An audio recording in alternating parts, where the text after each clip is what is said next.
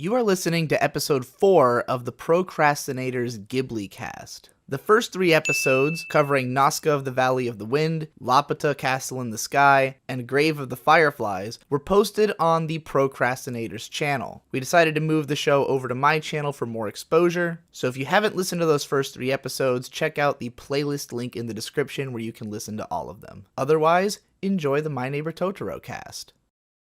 Hello everybody and welcome once again to the GhiBliCast, or Ghibli Cast. I am DigiBro, and joining me as always are my co-hosts, the Devu.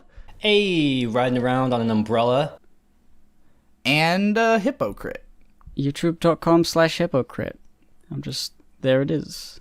Yep, just straight up. So today we're talking about one of the most famous, beloved, wholesome family films of all time, My Neighbor Totoro. I think this is probably the earliest Ghibli film to have like true worldwide like renown. This movie's big even in America. You can buy Totoro crap anywhere. We just bought a Totoro soap dispenser from a local comic store the other day.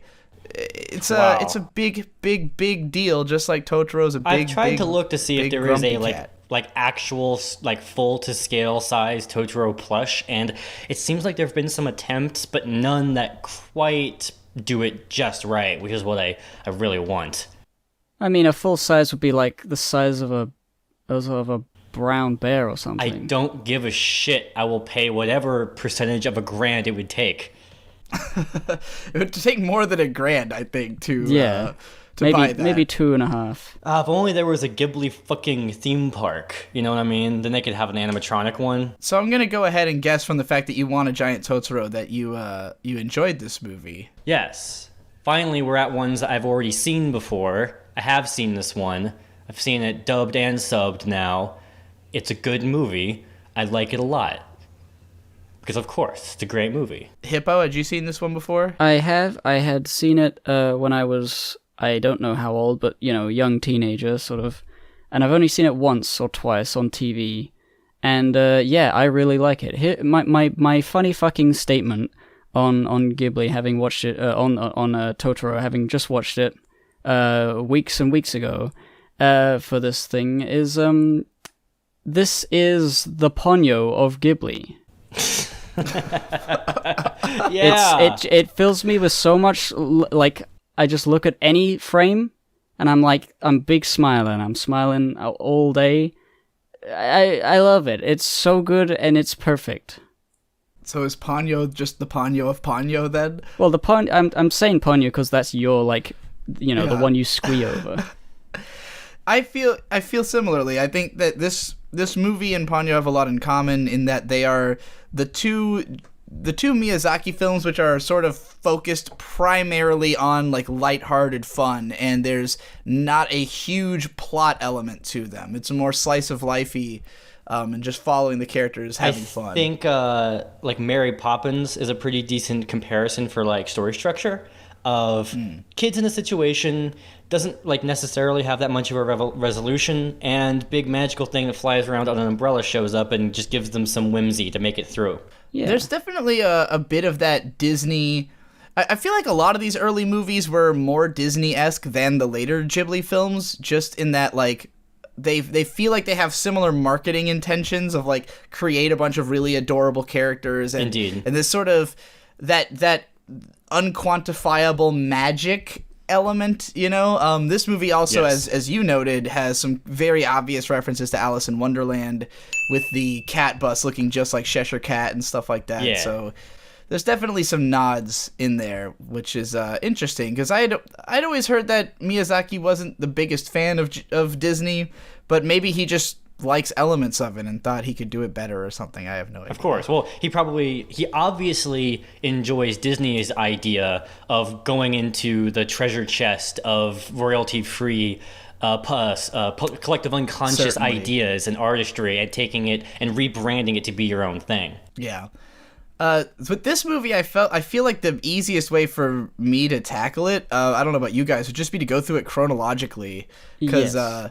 it's harder to talk about like overarching things when the movie, it's really like scene for scene and moment for moment. What makes this movie so fun is just the timing of everything. It's like every scene is, it's like he came into the scene and said, here's what the scene's about, now how do we make that scene perfect? Not so much concerned about like the overarching film having like a strong sense of pacing and like it's sort of meandering, but each individual moment on its own is like timed to be as funny or surprising or just giddy as it can be. I was gonna say that, like, I have one theme thing, because, like, theme things is things we do on this show, and I had this theory that maybe this movie was like a response to the last movie we watched, The Grave of the Fireflies, being, it was so heavy on like message and stuff, and it was very dark and sad, and like that was a Takahata thing, and this is a Miyazaki, and he's like it's so themeless and so lovely and so beautiful and so happy, and it made the studio so much money. I think it was just sort of like, okay, you can make people cry, but I want to make people feel warm and fuzzy, so I'm going to do this. Yeah, I think the one theme of the movie is very directly explained, at least in the English version, with the line, everybody try laughing, then whatever scares you will go away.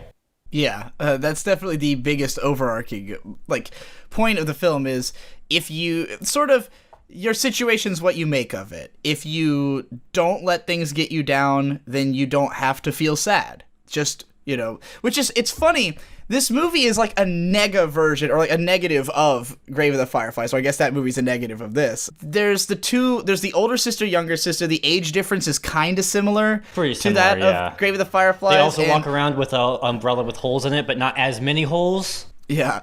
I had written down that there's a scene where we see like Mei fall on her face, and she's following Satsuki to school, and it's the polar opposite of what would have happened in Grave of the Fireflies, where in that movie, the little girl would have fallen down and the boy would have been like, just pick yourself up and just keep going. Like, don't worry about it. In this movie, they like just coddle her, they bring her into the class, she has a great time. It's like, in Grave, here's the biggest difference really, in summary. In Grave of the Fireflies, no one cared. In this movie, everyone cares. Yes. Yeah. And everyone cares. And I think it's because, like, obviously it's after the war, but the thing that got me on that, like, thought process was, like, the first, like, boy we see tending the farm has one of those military-looking hats on him.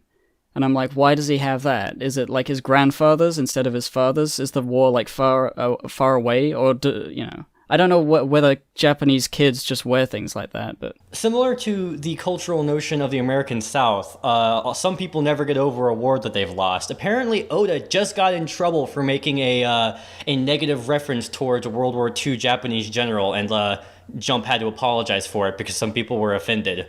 Like some like ultra right wingers. I mean, Miyazaki's gotten in trouble with that himself for Wind Rises. Got him in hot water with like people like that. It's a good thing that here in America, the culture center that broadcasts media is so snooty and pretentious that they refuse to even listen to people who are stuck up about lost wars from generations ago. So to start with just the opening sequence in this movie, what do you guys think about the whole like Totoro song scene? Oh yeah, that's really cool because it's like an intro that like requires attention span because there's not a lot of animation. There's not like no plot is happening yet. It's just very simplistic shapes meant to sucker you into the mood. And this happens so many times when you watch 80s movies. You realize this was the twilight years of film being willing to seriously take their time and open up very slowly because the internet wasn't there to distract you yet. Even the Ponyo of Ghibli, Ponyo, opens up similarly, but it's this like high intensity animation that is like, how the fuck did you draw that? Because obviously it has to be impressive enough to warrant not looking down at your phone as the movie begins. Yeah, I don't know. I mean, I like it a bit. I don't think it really grabs me, but I can tell that the obvious intention is to get the kids all like, oh, look at all those funny little things moving. And there's only Mei is depicted walking across the screen. So it's like, and to get them it's like singing you. along. Yeah. I'll tell you that I think this intro is very much a throwback even to Miyazaki's past work, because a film that both Miyazaki, a film that was directed by Isao Takahata, in which Miyazaki played a really big role in before they formed Ghibli, was Panda Ko Panda, which is really like two short films that were shown like matinee style back in I want to say towards the end of the 70s. And the intro of Panda Ko Panda is almost exactly the same as this. Like the same single color background, little things dancing across the screen, and with a song that says like Panda pa Panda Ko Panda. So I'm thinking probably that was already a success then, and they did it again here. But like in the case of Panda Ko Panda, I feel like I'm not sure if it was already a throwback even at that time to something even older, but it definitely reminds me of the fact that film or movie showings didn't used to be you just go and watch a movie at the theater. It used to be you'd go to a theater for like an experience and see a variety of films, sometimes like multiple shorts leading up to a film. Panda Ko Panda was released that way. It would play before other movies. So in this case, with Grave of the Fireflies and Totoro having been sort of this double feature. Yeah, did people just like go to the theater and like, I assume there was a break in between, but were they just like at the theater all fucking afternoon to watch both movies? I'm really not sure. I mean, I don't know if you had to see them both at the same time or if there was a way to mix it up, but I do think that the fact that there is an intro animation like this sort of speaks to the idea that this movie would be shown in sequence with something else. At least that's how it felt to me. They'd have it on one side of the cinema. On the left, you got Grave of the Fireflies. On the right, you got Totoro playing at exactly the same time. I imagine if you're watching this literally right after you watch these ghost kids look at the future of Japan that's left them behind, you need like 2 minutes of just bugs crawling around to cleanse your palate. Right, and you hear this cheery song, and it's like gets you in the mindset of like, yeah, I'm about to watch a family movie. Yeah, I guess, and then they also take place chronologically after one another, like by like the next generation. Like this is the first generation of post-war kids. Fuck. By all means, if anyone in the audience knows more about how these films are broadcast, please let us know. I don't even know where to look for that information. So yeah, so that's I think the opening title sequence is neat, but it didn't stick with me. The song really, like, I can't even really remember how it goes. Whereas the Panda Ko Panda one, like, really drills into your head because they keep repeating the chorus over and over again. This one's less of a cheesy children's intro, but it's still along those lines. Maybe it would be better if it was just, the Totoro song. You hear it at the beginning, and then when the movie's over, you get to hear it again. But I guess they wanted to save that. So, like most Miyazaki films, I think this is one where the more times you watch it, the more weird little details you pick up on that, like, enrich it. Absolutely. The first time I saw this movie a couple years ago, I was just like, I remember having just thought, like, oh, it's just some cute girls having fun, up until, like, when you learn about what's really going on. But then when you watch the movie again, knowing what's actually going on, it changes the context of everything. Yes, watching the first couple scenes with my sister, she as the girls were running around giggling at everything with like almost no need. They were just yelling and screaming. My sister was like, "What's up with them? Are they on drugs?" And I said, "No, their mom is in the hospital." And she's like, "Oh." And you hear their fear come through in their acting a lot, at least in the English version I listened to this time. It was very well directed voice acting, I would say. Yeah. This whole opening scene, when you really think about it, like, if you imagine yourself in the scenario, you're 10, your dad is moving you out to the middle of bumfuck nowhere into a house that is physically falling apart. Like, the first interaction they have with this house is almost knocking over the entire, like, pergola outside, and then having to, like, push it back into place. Like, for most people, this is a nightmare. This is the worst possible thing, is, oh, we have to now live in the middle of nowhere in a house that's falling apart. Yeah, but for kids, you don't often understand the significance of that. It does just I could imagine feel fun. if I was a kid coming out to the country, I would be running around exploring and not really thinking about the fact that I'm going to be living in a weird old shack. I would be Yeah. jumping around and laughing as well. I don't think it's implied they necessarily like moved away from the city or anything. I think they've moved from like asswipe nowhere to bumfuck nowhere, because it seems as though they had to move here for the hospital or something, or maybe for the university. It sounds like they had to move here not to get away wolf children style, but to get to one particular institution they needed access to. Well, maybe. I mean, the way I saw it was like the dad like works in Tokyo, and like Tokyo's big and bustling and full of harsh fumes, and the mother got sick with the harsh fumes of the city and the pollution, so she had to move out to the country to get the nice clean air. That makes sense. She had to stay there for a while, and then the kids were like, "Ma, where's Mom?" And it was like, "Okay, we'll move temporarily out into the country, or maybe permanently So to this be is with her." something I didn't even learn till after this movie from May looking it up, that apparently, so what the mom has in this movie is the same disease as the wife from The Wind Rises, which we'll talk about later, which is tuberculosis, and it's because Miyazaki's mom actually had tuberculosis. Right, and he said that he could not have made Totoro if it starred two brothers, because it would be too similar to his actual experience then, and the movie would have been too painful to make. But yeah, so in both movies, the way that they have to deal with this disease is to have her go somewhere like, sanitary and like off in the woods, like away from the city, because it's like I don't know what the nature of, I don't know much about tuberculosis, but it seems that being in like a country setting is helpful, somewhere with clean air. And the dad specifies that they picked the house because it was near this big tree that he really likes. He thinks That's it's a sweet. cool ass tree. Dad's awesome. Top 10 Ghibli dads. It's impossible yeah. to decide. It's a 10-way tie. He's a fucking cool character. I really like him. Yeah, I like him a lot too. But in that opening scene, when he's driving the truck, like, I didn't really think about what was happening in this scene until this most recent viewing, that, like, they're just riding in the back of this, like, rickety three-wheeled pickup truck that has, like, all of their worldly possessions stacked on it. And the On two a bunch little of girls... like lumpy like countryside road where it seems ripe for tipping over. And there's a scene where the girls are they're looking, they got their heads out the window, not window, but out over the back of the truck, and then they see a guy on a bike, they pull in, and then they're like watching, and they're like, oh, it wasn't a policeman, and so they put their heads back out, and I realized, like, yeah, they're riding illegally. Yeah. Right, They're like top 10 most illegal Ghibli children riding on motor vehicles. This one actually is ranked. Number 3 is Chihiro not having her seatbelt, laying on the back seat. Number 2 is these girls. Number 1 is Kiki on that train.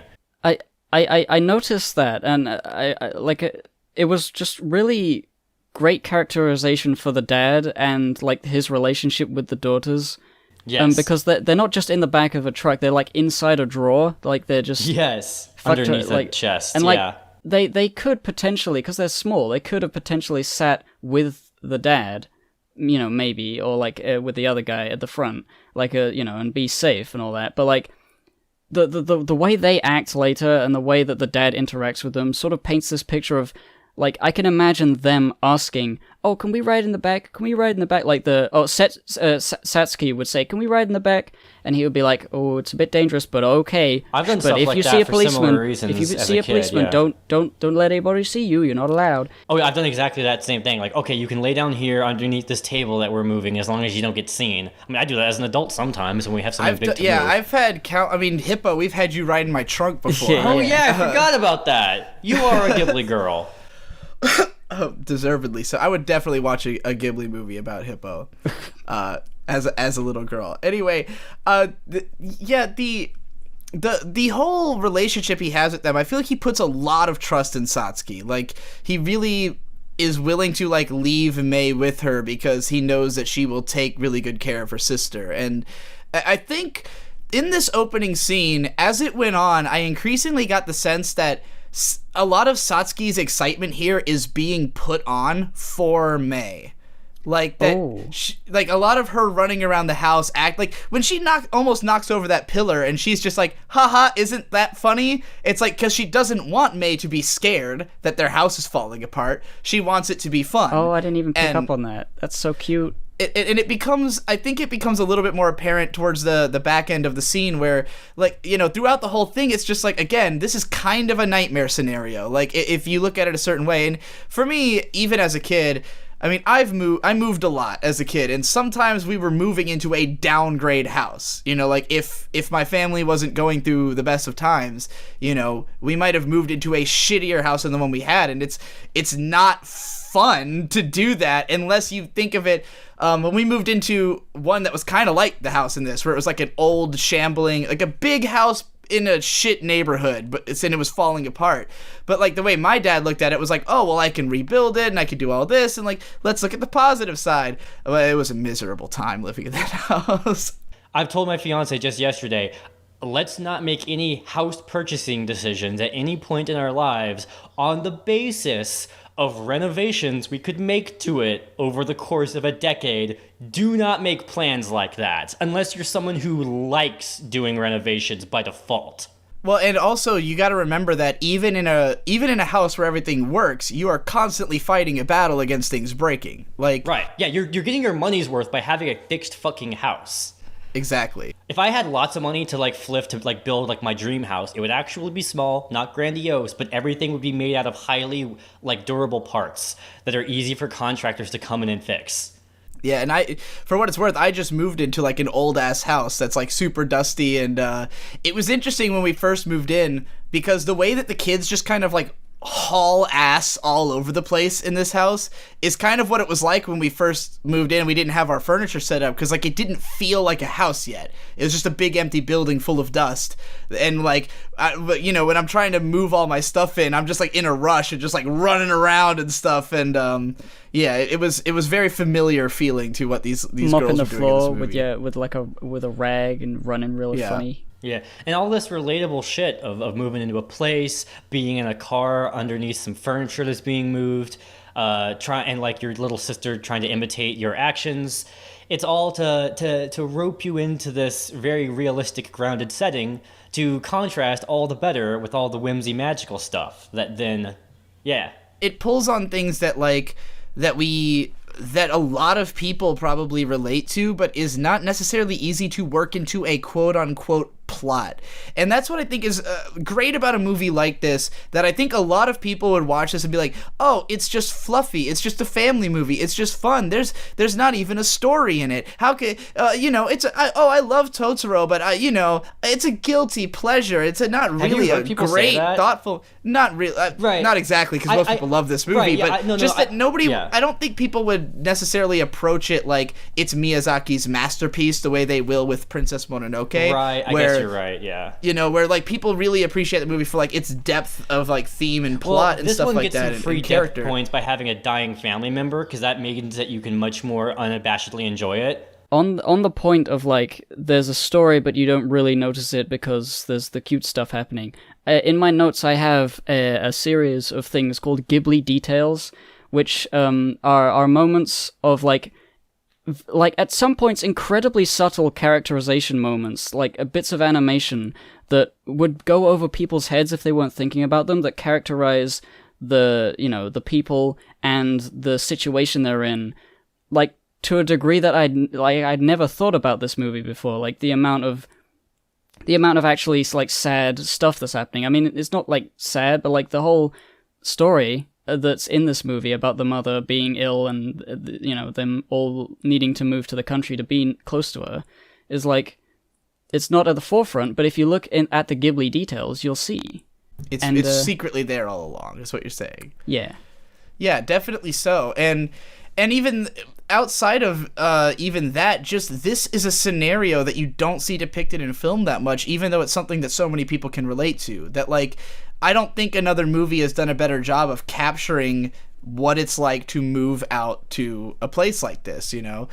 Save maybe Wolf Children, but that, right, Wolf Children is came pretty later, similar. so. I'm assuming they were probably reading off the Totoro playbook and plotting all Very that. possible. Especially since Hosoda was almost a Ghibli director, you know? He was originally the director of Howl's Moving Castle. I was not aware of that. Yep, he got booted off the project, though, for some reason, and Miyazaki took over. Anyways, so continuing with that opening scene with them in the car, I love the detail of how Satsuki, like, when she eats the caramels, she, like, looks in there to see how much is left before she offers one to her dad. I don't know if she wouldn't have offered him one had there only been one left. I just thought that was a neat detail that she's she like looks in there to see like, do I have enough to give one, you know, and then offers one. Oh wow, yeah. Again, another more grave of the Fireflies parallels of the tin of candies they eventually reduce down to sugar water. It has to be intentional, right? Yeah. Like, the movie has so much stuff that feels like direct references to it, and I'm like, oh, they had to know what each other were doing. They were making the movies at the same time. So I really do feel like maybe Miyazaki was taking the piss a little bit. He's like seeing all this sad stuff, and he's like, that's not going to get us money. I know what's going to get us money. And he's over here building an empire. Yeah, so I have written down that the younger sister is just riding the older sister's energy wave. That, like, I don't think Mei would have naturally been so excited in that situation, but it's like that Satsuki is projecting that for her, you know? Yeah. And we're all three of us are eldest of three siblings, so we all kind of know how easy younger siblings are to manipulate by, like, if you project excitement about something, they will feel it, you know? Absolutely. It's pretty overt in the scene where they're going around the house looking for the soot gremlins.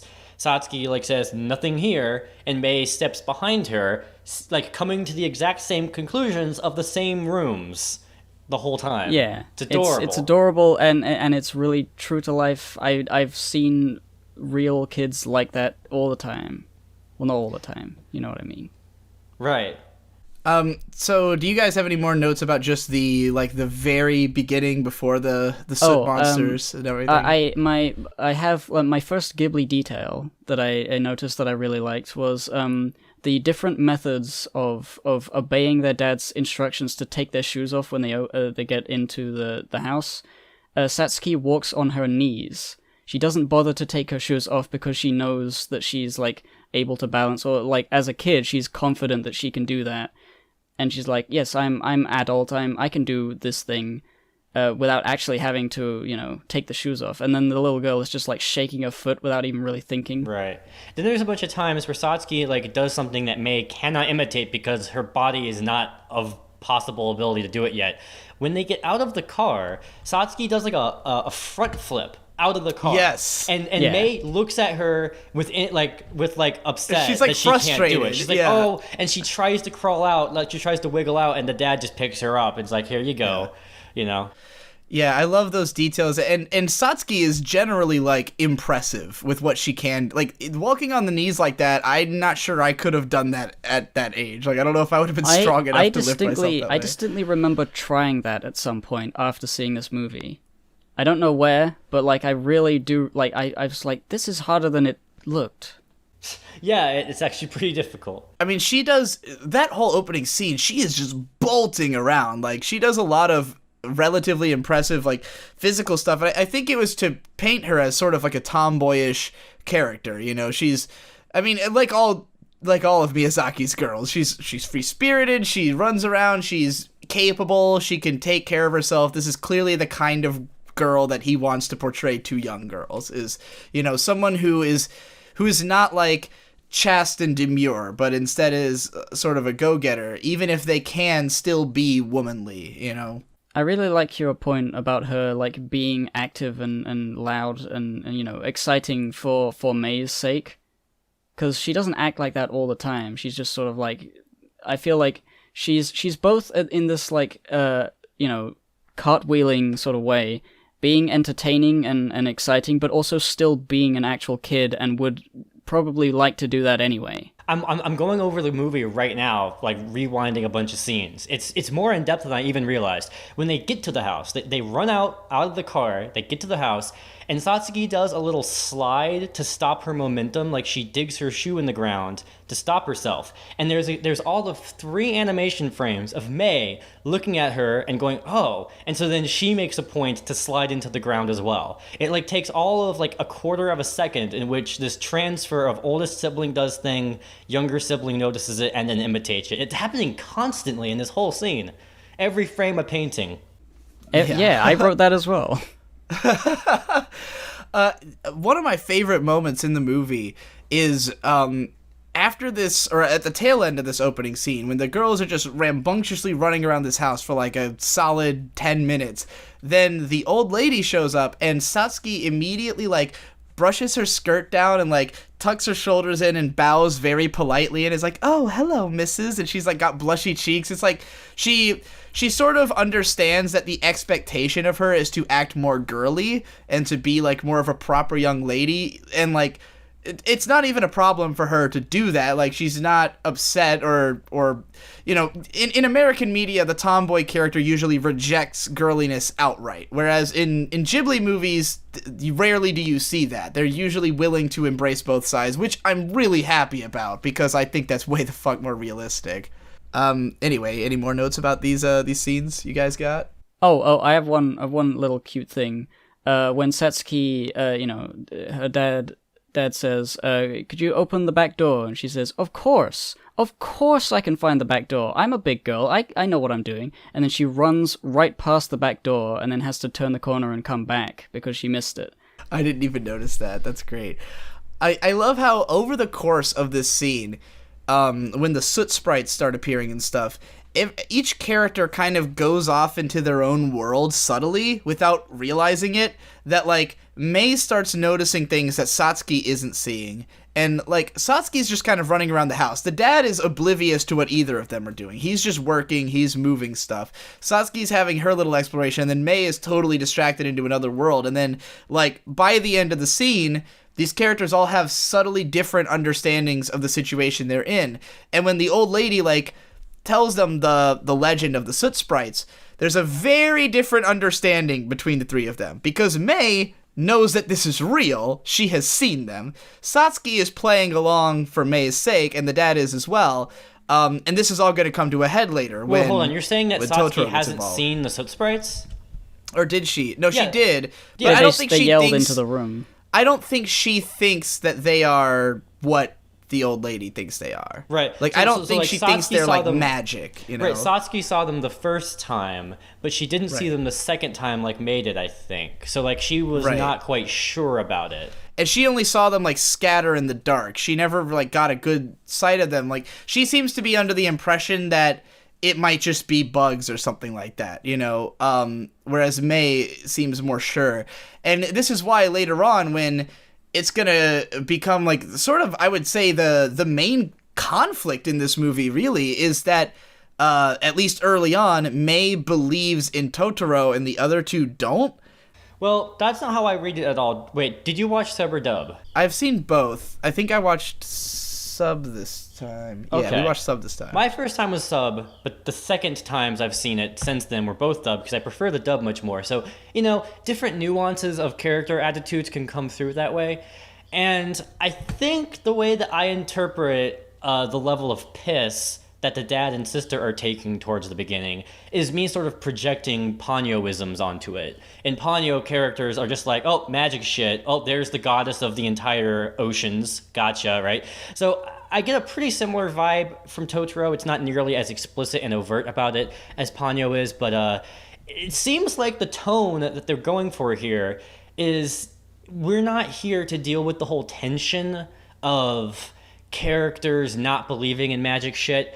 I get the sense that it's a cliche that Miyazaki is as tired of as me. I don't care for it. And I feel like this movie, but especially Ponyo, but this movie as well, intends to just skip over that. Like, the dad just says, I saw shit like that when I was a kid, I think. And then like, oh, the grandma says, I saw magic stuff when I was a kid. So I don't really see it as them like not believing her.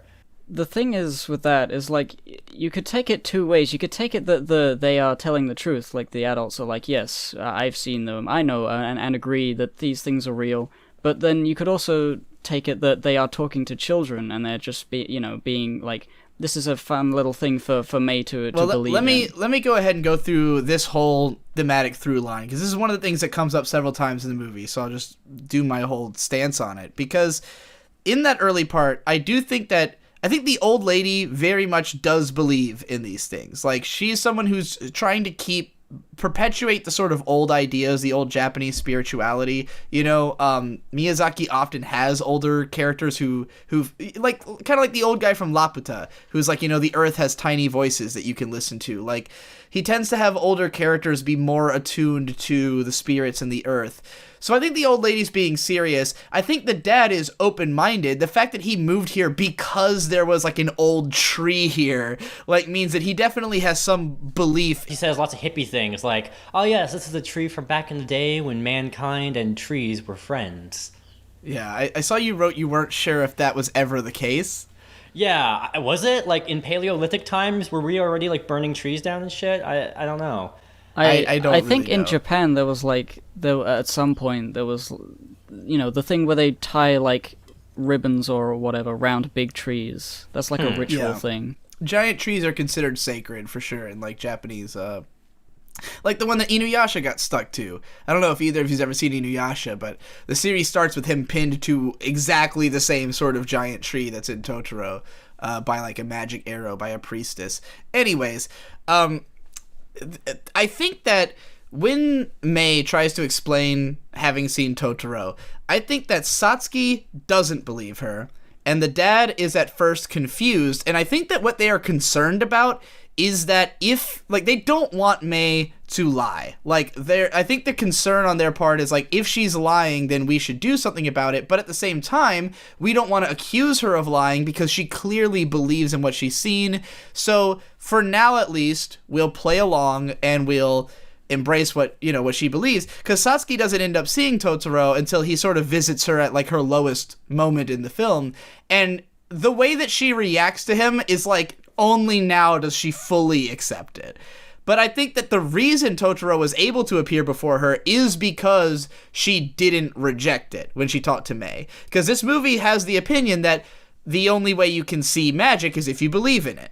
Like, people... Right. Well, it's proven that Cat Bus doesn't show up to people. Like, people can't see it unless they know. I don't know whether it. it was about belief, but children have like the sight, like they're so innocent that they're uncynical. I don't really see it as a faith thing necessarily. It's more of a developed mind sort of thing.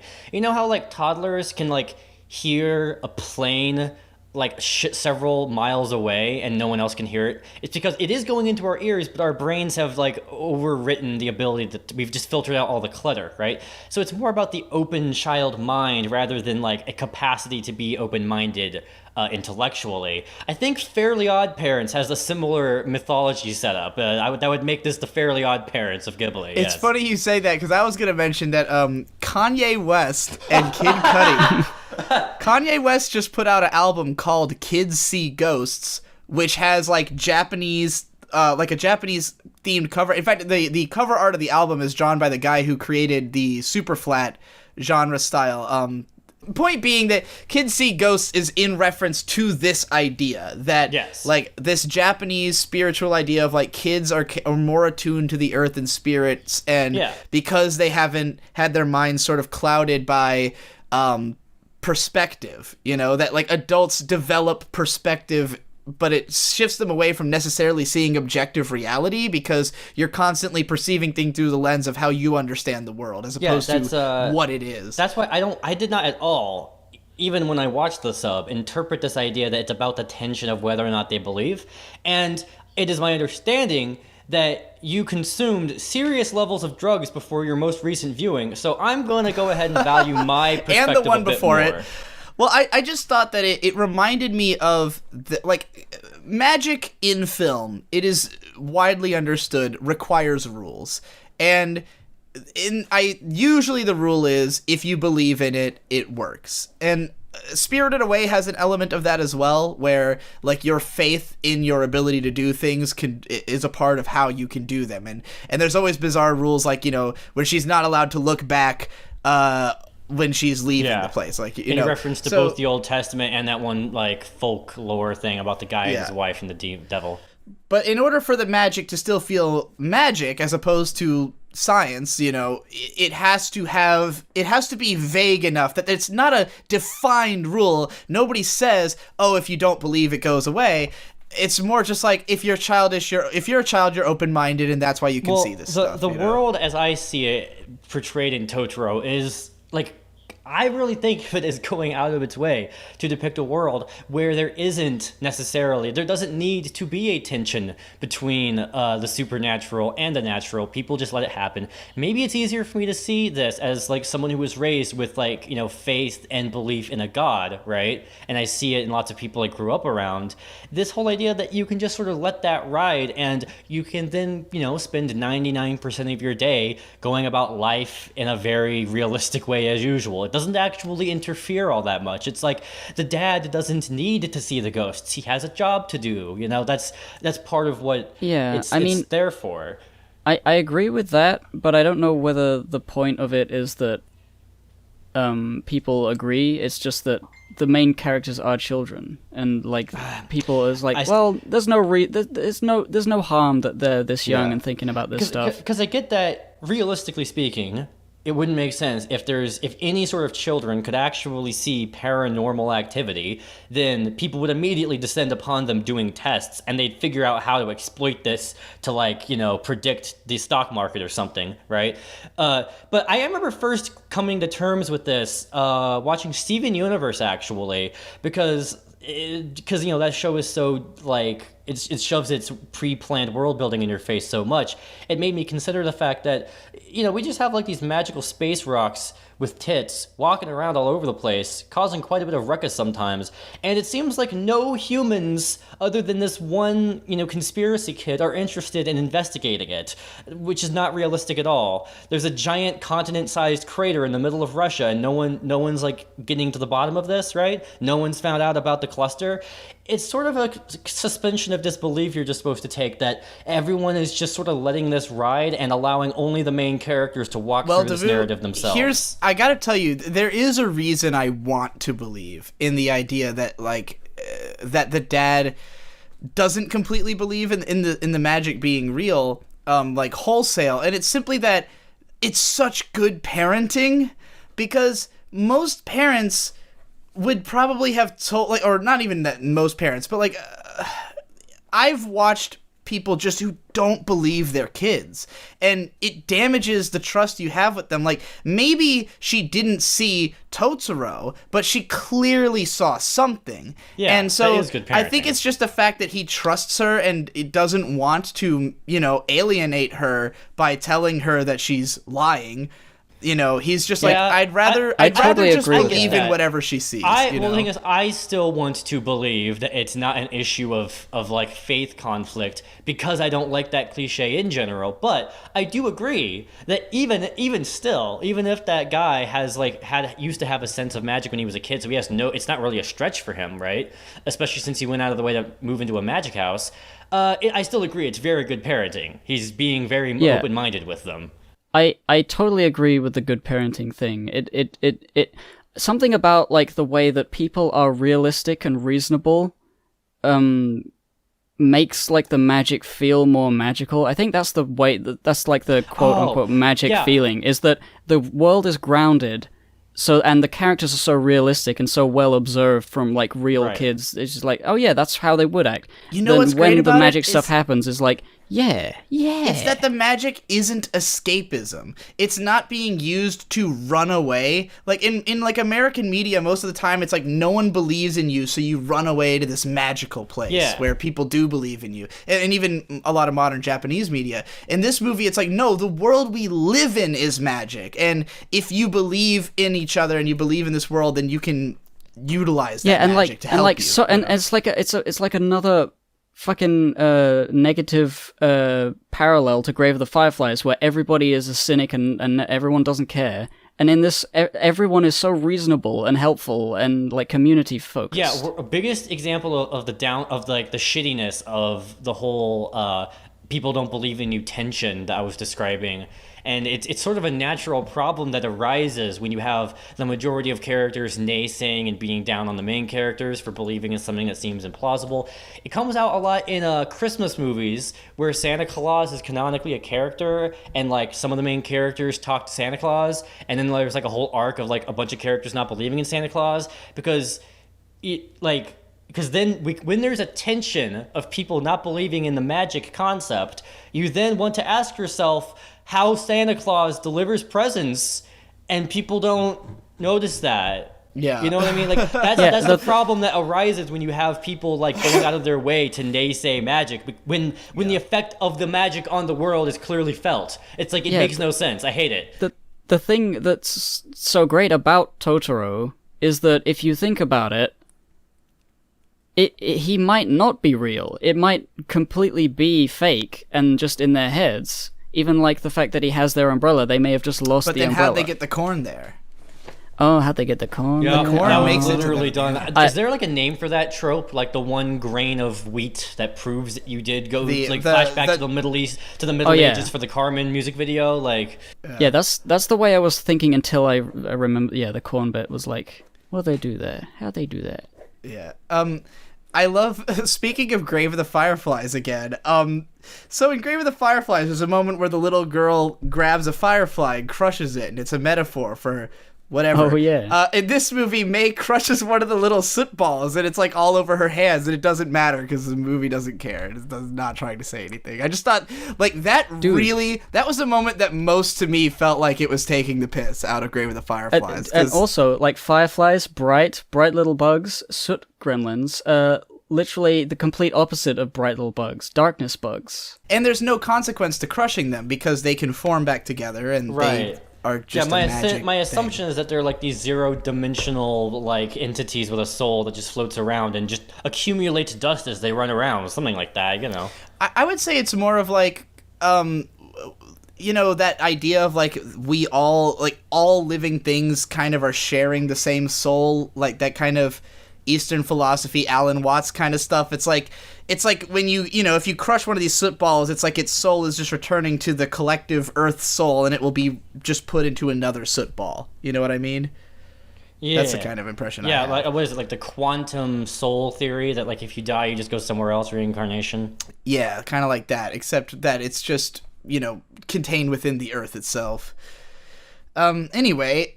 Yeah, there's the part where the old lady says if you keep smiling, then the soot balls will leave, and that's sort of the theme of the movie. Another dub difference. In the English, she says, like, if they evaluate that you are good people, they will leave you alone. Huh. In Japanese, it's specifically smiling. She says if you're always smiling, then they'll half my notes pertain to the English writing being really good. I really like the dub. So I think I've never seen the sub. I watched the dub every time. I really like it. I thought this movie was great when I first saw it subbed, but then I watched it dubbed, and now I really love it. So well, see what's so great about her saying specifically smiling though is that they're in later, you know, a little later, they're in the middle of this big storm, and it's terrifying, and it's rocking the house, and like they're all in the bathtub together, and like.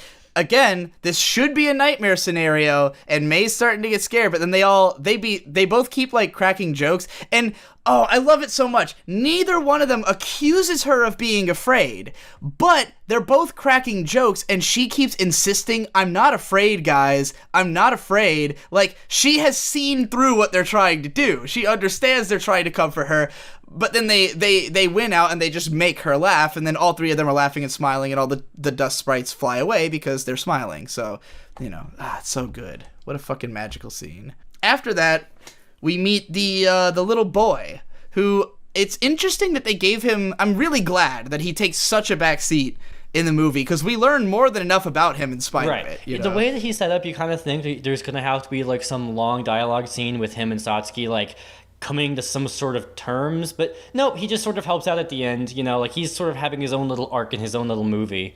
Yeah, I really like him and his arc. It's really the most adorable boy in fiction. Yeah, just the beginnings of a young man's prepubescent dick, like, coiling around his heart to ruin his life. I think with that kid, what Miyazaki was sort of suggesting is, like, I mean, obviously this kid's gonna have to marry Satsuki one day, right? Like, he's the boy her age in the village, and ultimately, like, at first, I actually kind of think that the idea that the one boy her age is like this poor, scraggly, doesn't know how to communicate. At first, they're kind of at odds with each other, is just meant to dogpile on the kind of nightmare scenario here. Like, hey, if this girl's meant to live here long enough, eventually she has to fuck the autistic kid, basically. But, like, it turns out he's a good kid. I think that his arc is essentially just that he, as, you know, a boy, just doesn't know how to be sincere. And the movie is about him sort of picking up on how to from the movie's Satsuki. framing him as the Chad, not the virgin, and like the classic lovable edgy guy, they don't know how to talk to women. Like, they become awkward when that happens, right? Dude, is this yet another Grave of the Fireflies taken of the piss? Because this is like a traditional marriage where like they're being set up, these two. Like how that like the identity that died in the other movie, is here it's realized. back. It's still here. Yeah, I definitely think that is part of it, and I think that this movie obviously has some reverence for like the older ways of Japanese society, of being a small, tightly knit village where everybody knows each other, because it gives people the opportunity to care about each other. Where a little girl goes missing and every able-bodied man in the village is at the river because an old lady thought she might have fallen in, you know? And, like, it's that extreme level of giving a fuck that can only really happen when you're in a community small enough that you can actually account a community under Dunbar's number, as it were, like 148 or whatever the maximum number of connections you can manage at the same time. Yeah, basically like some psychologists estimate as to the maximum number of people you can truly give a shit about at once in your life. Yeah, essentially, yeah. So, in this movie, something that resonates with me very strongly about it is what I'll call hospital theory, which is, so the way they treat the mom is no one will tell her that they're worried. No one will project worry. Oh. No one will even suggest. The only worry that they mention is, I was worried that you... Or she asks her mom, do you like ghosts? I was worried you wouldn't like ghosts, or something like that. I can't believe I didn't think of this. Did you? Do you have anything to say about that? Oh, maybe I do, because when my mom was in the hospital with stage 4 cancer out of nowhere, and by all accounts... not only, like, could have easily died, but it's kind of shocking that she didn't, no one would tell her we were worried. That was my dad's, like, policy. He was like, just convey to her that you think she's gonna make it, never suggest that, like, never let her know how much danger she's actually in. And it worked so well that my mom legitimately, like a year later was talking to me and was like, thought that nobody was that worried. And I was like, Mom, we were like, do you not get that we were doing a thing? It is my understanding that this was when it was during that time that you picked up smoking and began your downward spiral of consumption. Yeah, I started smoking because I was worried, you know? But no kidding. Yeah. But she didn't know that. So it works. I mean, positive energy is a healer, and you know, we all know, I mean, any self-help book will tell you, you must project the image of what you want to be reality for it to be reality. Believe you'll get better, and that's part of getting better. Now, I'm not saying it's gonna heal you entirely, but I will say, you know, we recently lost Total Biscuit, but he survived like 2.5, 3 or 4 years longer than he was supposed to. Doing a fucking that's the strength podcast of belief, 12 hours away from fucking death. Yeah, that's like a real nuts. champion. What a boss. Rest in peace. Anyway, you guys have any... up through the first hospital scene, is there any other notes you guys want to do before I move on to the next scene? I think, I don't know where this is, but like a Ghibli detail, the pole that was rotten at the beginning, after that scene, after they've moved in, you always see that they put a brick under it in every background where it's shown. Really? I never noticed that. Man, we definitely... Okay, audience, the fucking rotten pole has a story arc. Me and Digi have been workshopping for a couple years now this idea of the top 100 Cowboy Bebop moments, referring to basically any single attribute of a thing that happens in the show, and then maybe also the top 300 Kill La Kill moments. I'm thinking we could probably do like at least a top 25 for each Ghibli movie. Yeah, definitely. Here's what I'm probably my outright favorite scene from my most recent viewing of the movie, because it was the first time I actually fully processed what was happening. So their dad seems to be a writer, I'm assuming... No, I think it's like a scientist guy or a professor. I thought he was... They said when they called him, it's like the archaeology department. Archaeology, there we go. Is that what it is? Yeah. Well, in any case, he's at one point, he's writing something. He's got the Japanese version of lined paper, which is all the squares, and he seems to be searching for a word. Like, he stops, and he's, like, frustrated, and he's staring down at his paper, and the camera focuses on May in the background, just running around in the yard, having a good time, and then she comes up to him and gives him a flower, and he smiles, and then he looks at his paper and immediately figures out the word. Yeah, it was just a great little compact scene that has no dialogue at all. Like, you have to be paying attention to what the dad's doing to even realize what's happening. And it's just so... It's so... just all its purpose is to just make it so that the daughter is like cute and nice to her dad, and the dad appreciates it, and that's for me. That not really exact much moment happening. is when this movie transcends to majesty levels. Yeah, that's where the movie becomes 10 out of 10. Is when she puts the flowers, and in English at least, she says, "All right, Dad, you be the flower shop." But then in Japanese, she doesn't say anything. That whole scene is wordless. I see, yeah, but like she doesn't. That would make sense then why she doesn't then follow up on this role play. She just immediately forgets it and starts chasing around the nano Totoros. Well, I saw that as like, I mean, a clever little extra little thing, because it's, you know, a kid would like make up a little story like that, like, here, you have the flowers, you be the flower shop, and then immediately forget it and they get distracted by something. That is something they would do. I've seen such things. So yeah. By the way, I'm sure you guys picked up on this, but there's a lot of things in this movie that, because of the fact that the first 2 times I watched it, the first time I wasn't paying full attention, the second time I was super baked and I was like more noticing the flow of scenes. It wasn't until the third time I watched it that I fully comprehended, like, that Totoro actually lives inside the big tree. Somehow I never picked up on that. Well, I think he lives in like a pocket dimension within the tree in some sort of like super spatial manner. Yeah, but again, it's implied that it is in the big tree, though, I think. Like, I think May falls like between the roots of it or something, and that's how she ends up there. I mean, he's in the tree in a way that transcends physical possibility, because light's descending down on it, like, yeah. And then also I hadn't realized before that it shows the mini Totoro, like, carrying a sack of acorns, and, like, the acorns fall on them, like, right when they go into the house the first time. So, like, it's sort of implied that they had scampered off right when they entered the house, and that, you know, and only now do we reveal who it was that did such a thing. Just neat little stuff you might not notice the first time through, because why would you even think about the acorns, you know? Pokemon Rescue Journey, the opening... You guys have seen Pokemon 2000, right? I have not. The Mew movie? The second movie. The second I haven't seen movie. the second one. Damn.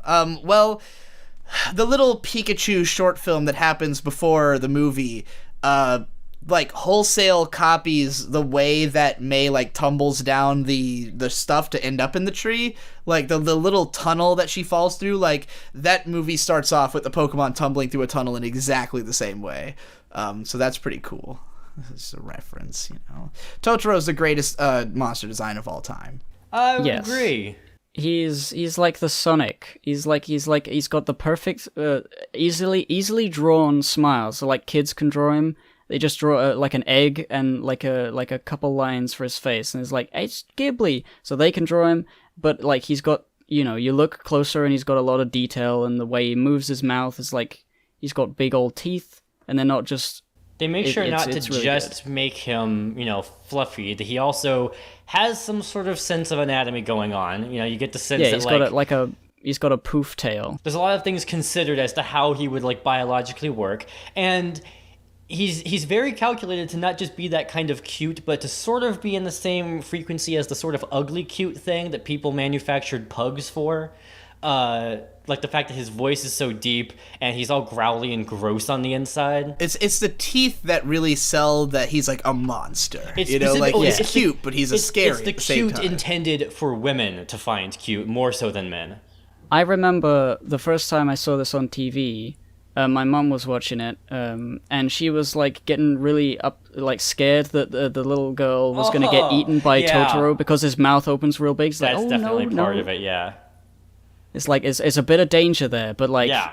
in the end, it's a good beast. And that's what I think that the goal of the way Totoro's introduced, and Devu, you had written down in your notes that like his emotions are kind of implaceable, sort of like a real animal, and I think that is obviously deliberate, but like the fact, I think that's what gives the movie this not necessarily tension, but unpredictability. Yes. Because Totoro's a little scary and a little off-kilter, and you never really know what he's thinking, so when he does things, it's always a surprise. And I remember becoming aware of this idea when the Nostalgia Critic did an old versus new of the original King Kong versus the remake, and he pointed out that in his opinion, the original shitty animatronic King Kong is a more interesting character because he acts like a real gorilla with implaceable emotions, whereas the 2005 version is mocapped off a human's face, so he actually emotes like a human, and it seems more like an actor and less like a creature.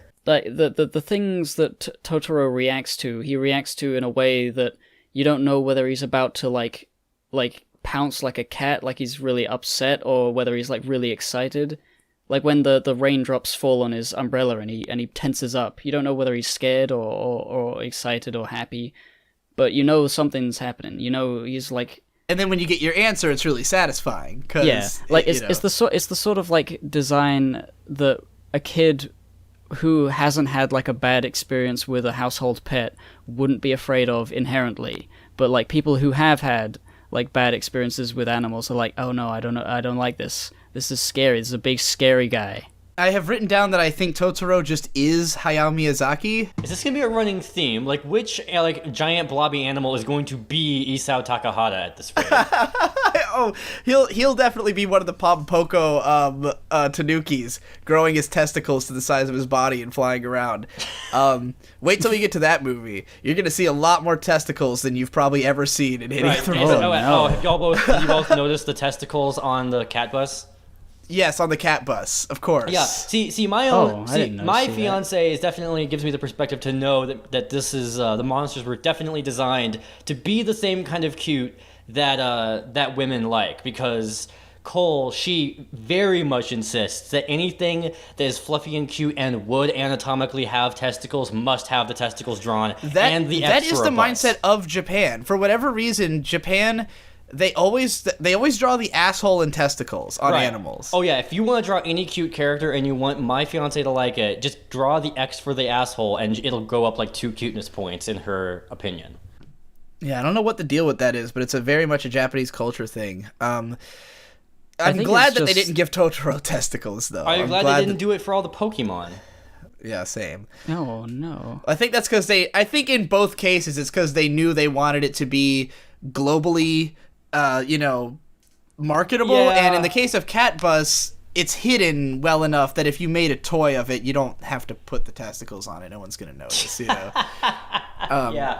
Oh man, imagine like a Cat Bus like thing. It's like fluffy but somewhat structured, and it's like kids could like get in there and sit on it and lay in it. It wouldn't be like to scale, but it would be like the size of it'd be like 4 feet across. That'd be fucking awesome for a toddler. This is why like a Ghibli theme park would be so cool, because they could just make a cat bus that you can sit in. I did Google it. They are making a Ghibli theme park sometime for the early next decade. So yeah. So the 3 male characters in this movie, essentially, you've got the dad, who is, I guess he's not an author. He's a paleontologist or something. You said. What was archaeologist. I don't know whether that's accurate. I may have we've got the dad who's like a gentle, learned man with glasses. We've got the boy who builds planes for fun, at least toy planes. And then we've got Totoro, the paternal spirit of the forest. It's all just different sides of Miyazaki. It's just him at different stages in his life, you see? Yeah. The little boy is young Miyazaki, the dad is dad Miyazaki, and Totoro is what he will become after he dies. It's his spirit animal. Yeah, he will just become the paternal spirit of the forest. That's my theory, anyway. But yeah, obviously, not only do I love Totoro's design, but all that it has spawned. Snorlax and Munchlax are obviously based on Totoro, and the mini Totoro, they're my favorite Pokemon, so... Yeah, I'm just feeling like Totoro kind of looks like Miyazaki. He has like... He does. Something about his face is very I don't know what it is. Like, of Miyazaki-esque. all the famous auteur filmmakers in any country, I think Miyazaki is in like at least the top 10 most iconic, like most immediately identifiable with like facial features and stuff. I don't know how he's he did very it. recognizable. I have a question. Googling that. Does a Grove tunnel exist that is cool, like in this movie? Like when they're running through those like little like arches of grass or whatever, and I mean it's really cool the way that they made it so like Mei can just run standing up, Satsuki has to like lean down, and the dad has to crawl. Because the tunnel is just the right size for each of them to fit their own way. But do those exist? And if so, where can I find one that I can run through? It's pretty tough to maintain that, but yeah. I have definitely been to, nature walks in forests where I don't know whether they've like engineered the trees and bushes to be like that, but like there are, definitely places like that. If I was in a late stage Walt Disney status where I could snap my fingers and make theme parks, I would make one that is the adult version of McDonald's Play Place, where it's instead of bacteria hugging plastic and static shocky pins everywhere, it would just be a big park manufactured to be very densely labyrinthine. You could walk around and go underneath things. Oh my god, you're describing something I've been dreaming of ever since I became too big to fit in a play place. Like, yes. I've every time I see a play place, I legitimately like seethe with rage that adults don't have one. Oh fuck, man, yeah. All we get is like military training obstacle courses at best. Yes. The closest you can get is like buying a tree house, like an actual house in a tree. Oh, and more specifically, this is how I want to I hate theme parks. Don't listen to anything I've said before. They should all die. They should be like that, but specifically also like coffee shops, in that the intention is for you to just hang out there and study or whip out a book or pull out your tablet and just like find a little niche underneath something, like where almost no one else is. Find your own unique corner that nobody else could have gotten to. And then just hang out there. That is literally the number one thing we need for the 21st century, because television and the internet has replaced most entertainment that we used to spend hundreds of dollars on, like going skiing, going camping. Like, there's no reason to like go to the movies anymore, except for the fact they don't come out on DVD immediately. We need to come up with more reasons to get out of the house and stay out. Free Wi-Fi in a huge park.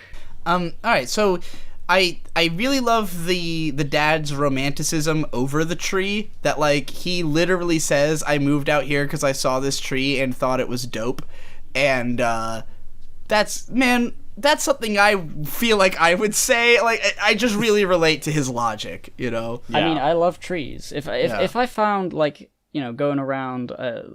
I would look more for a house location. I would look more for like a cool view that I could wake up to, rather than, I think there's something really comforting about like super old trees, just to have that sense of like object permanence, like knowing this thing has been here for so fucking long and it's probably gonna stay there, and it's like this is a constant force in. Just it's something that has lived for so long. It surely must contain so much history and wisdom in its own way. Those trees that grow underground and then sprout more trees, but it's still them. And there's at least one that we've confirmed has been around for 80,000 years. Holy fuck. What the fuck? Yeah. Will it survive Trump's America? That is to be seen. Oh, I got one thing about Ghibli Detail. When the dad is forced to crawl through that bush to follow Mei and Satsuki, he finds the crawling difficult with his hands, so he takes his sandals off and puts them on his hands. Yeah. But not only that, he comes out out after that, and then off screen, you don't see this, but if you remember that he has his clogs on his hands, you see him like make a little like motion. And his hands are off screen, but you can sort of hear him drop the clogs, and then they animated him like shifting his feet to put the clogs back on before moving off screen. And it's like there was no reason to even show that. And it's like, if you didn't notice that he had his clogs on his hands, you wouldn't understand why he was making that movement. So it was like, I describe this in my notes as the Ash Lake of Studio Ghibli animations. Is that going to be the evolution of this thing where we call everything the Dark Souls of X, that we just specify like specific Dark Souls levels? I mean, I feel like I've called a lot of things the Ash Lake of something. I mean, it's such a perfect thing, because like there's so much effort put into that, like, because so much effort is put into every frame of the animation in this. So many frames, like so much money was spent on something that may go over most people's heads, and most people might not even notice, ever. And I totally get the attention to detail thing, because it actually is, I think, the way I see it, this is my creative process talking, it's the fastest way to unblock writer's block. Because the thing that like beginning artists have the biggest trouble with, or even artists who've got skill but don't know where they want to take their art to actually really express themselves, is to get past the blank canvas. And even if you get a story started, you don't know how to finish it. And I feel like for a lot of creatives, it's just a lot more easy to decide where to take your work by just logically thinking what would happen next. Like, let the details speak for themselves, and take the extra effort to express more minute things that cliches and tropes tell you you're supposed to skip past, right? I don't know about Miyazaki in particular, but I really think that's how Andrew Hussey thinks when he makes stuff. He just lets the next logical step speak for itself. And, I don't know what I'm going to be writing for the next month. Well, I'll just focus on one thing and pour over it with as much detail and nuance as I possibly can until I have another idea for what to move on to. It kind of reminds me of the Bleach creator Tite Kubo, who whenever he runs out of his ideas for his stories, he just mass generates new characters. This does not work out well for Bleach, unfortunately, but it is his method. I guess this is a much better idea, is instead of flooding your story with like 9 entire new human lives, it might be better to focus on one minute detail for a little while, so you don't bloat the hell out of your narrative. So that we get this adorable scene where the boy presents Satsuki and Mei with his umbrella that's full of holes, because they're stuck under a a bus stop or something where it's a little shrine. Yes, a little shrine. And he just like pushes the he's trying to be helpful, but he still doesn't know how to be sincere quite yet. So he has to make it pushy and like aggressive. But, ultimately I think he communicates his intentions and runs off very happy. I think that this kid, it's because of the fact that he is so poor that he is so sympathetic to them, that like I think he he sees He sees that they are going through something, and he gets that because he's going through something, and that's why he wants to help, even though he has so little that he can actually offer. But it's better than nothing, they didn't have an umbrella, now they got one. Yes. What a good boy. And then he lies to his mom that he forgot it, because he'd rather be chewed out than act like he helped a girl, which is again why I say he's the Chad, not the weirdo. Yeah, I'd never help a girl. What the fuck? There was this one thing I really liked when Totoro's there, and they're waiting in the rain, and the rain sounds are like very loud. Is that they sort of selectively choose the Foley that is like dominating the scene. They fade out the rain, but not completely, just enough, and then they have like the drips falling into puddles and stuff. That's where all the music, the sound is really. And then the funny music comes in when Totoro starts the thing hits his umbrella and he shivers. And it's like, it was really interesting because like I never really thought about the fact that you can remove Foley from a scene for effect. Like I always think, you got to have like many layers of all the Foley to make it feel real and realistic. But like even though there's no rain sound anymore, you can still see that it's raining, and it doesn't feel wrong for some reason. Yeah, because you've already sort of mentally put yourself, like, your brain kind of auto-completes it. Like, you get it, yeah, you don't have to it's like be constantly reminded. It's like when you're in the rain for real, and it's just going for so long that you kind of forget that it's there, but they do that for you. That's cool, yeah.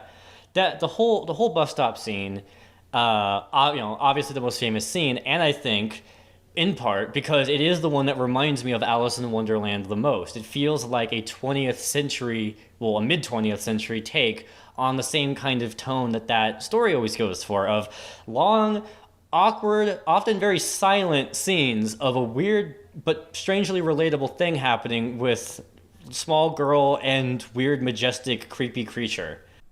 I gotta say, as somebody who has never been a fan of Alice in Wonderland, but this scene is the greatest scene I've ever watched in an anime. I love it. It's like the scenario alone. It's such a specific but deeply relatable scenario of like, we don't even really realize it's happening, that they've set us up to be in like, Satsuki is put in the shittiest position possible. It's like she's got a kid on her back, and not so Mei is asleep, which means that she can't talk to Mei.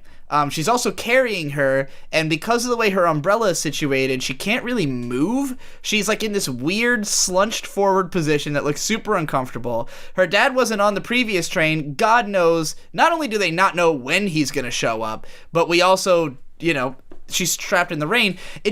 She's in such a no-win scenario, and this is the kind of moment that would cause you to just break down crying. Right, and I think it's all there to like put her in a situation where she can't overreact much. She can't even move that much because she's got to hold the umbrella. She can't like freak out. She has to stay calm. She can't drop Mei out of her arms. And I imagine the idea, I wouldn't be surprised if this first was inseminated in the storyboarding, the raw, let's see what scenes we want to tell format, because I'm sure, again, there's a lot of things I feel like Miyazaki was deliberately thinking about, the kind of cliches that pop up in stories like this that he wanted to avert. One of which is most innocent main character discovers magic shit. Other people don't believe them. But then another character experiences the magic shit, and now they are on board. And then another character experiences the magic shit, and now they're on board. It kind of gets repetitive. So it's like, okay, let's have the whimsical tumbling into magic land scene with the little girl. And then the other girl, her scene will be like, she's gonna discover firsthand the whimsical wonders at play, but in a situation where she can't be whimsical. She just has to like remain very stoic, and it's really awkward and long and weird.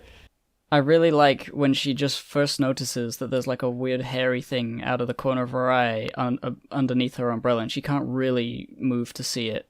She's sort of like, what the fuck is next to me? But the thing that she and Mei have in common is that they're both so innocent and kind that that's how they garner his favor in the first place. I'm sure it's their kindness on a raw soul energy level that he appears before them in the first place. But it's the fact that, Mei like scratches his nose, which he seems to like for a second, that he seems to take that well. And then Totoro, you realize over the course of the movie, really digs the umbrella that she gives him. And that's why they're now friends. Yeah, it's I like that scene. He kind of appears before her at the moment she needs him the most. Like, this is going to be the shittiest time in the world. But then, luckily, Totoro showed up, and by the end of this scene, she and Mei are going to be, like, in extremely high spirits by the time their dad actually gets off the bus. It's just like, this, I imagine if she had stood there for hours, and her dad came, and she's like, what the fuck, Dad? Like, I stood here in the goddamn rain carrying this little girl. Like, I can't imagine I guess because I've been in, like, a similar position of this, of, like, having to wait in the rain for a long time for something, and just, it's miserable. It's so miserable. So, man, there's a part in this scene where Totoro blinks, and, like, you know how when he blinks, his eyes very slowly contract like an asshole until they're just nothing, then they retract? I don't even know if there's any mammals that do that. Totoro really represents the absolute height of what can be achieved with the medium of animation by conceptualizing something that feels so real but moves in a way that would never look right in live action. You could never do it with photorealistic special effects or animatronics. It would be absolutely impossible for anything quite like Totoro to exist in anything but animation. So, like, the eyes are just the tip of the iceberg. There's so many things about the way he moves and the way that he, like, his anatomy feels that are so specific and so well considered.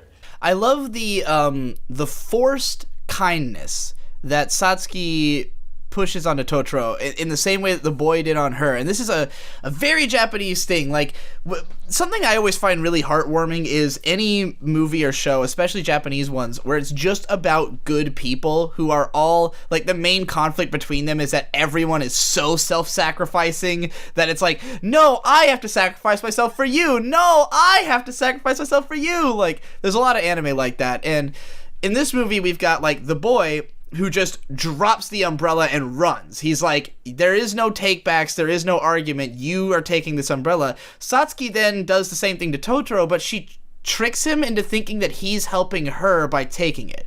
She's like, oh, it's a pain, I have to carry this little girl, my hand's gonna slip if you don't hurry up and take it. It's like, she's making him feel like if he doesn't take it, he's being a dick, almost, if he can understand what the fuck she's saying. Yeah, I mean, he seems a little confused, but, like, her insistence, at the very least, seems to be understood by him. Yeah. He ends up taking it.